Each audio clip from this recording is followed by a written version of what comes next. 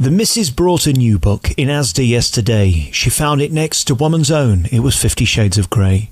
She smuggled it into our boudoir and went right off to bed. I heard her laugh and giggle what was going around her head. About an hour later, she stood right by the door. She wore a pink neglected. My mouth, it hit the floor.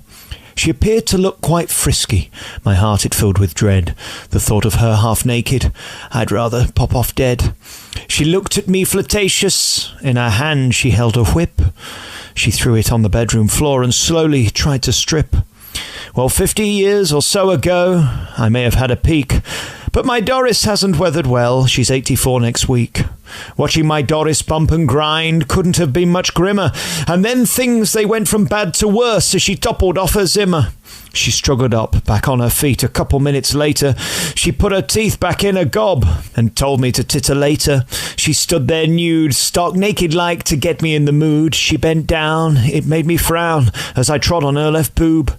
Doris screamed, her teeth shot out. My God, what have I done? She moaned and groaned and then screamed out, "Step on the other one."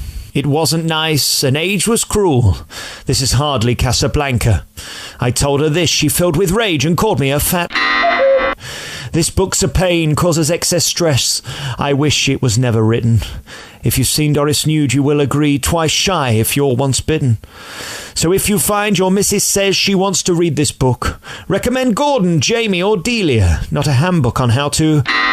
I leave you with this final thought as my old dad advised. He said our dog, he chases cars, but there's nowhere you can drive.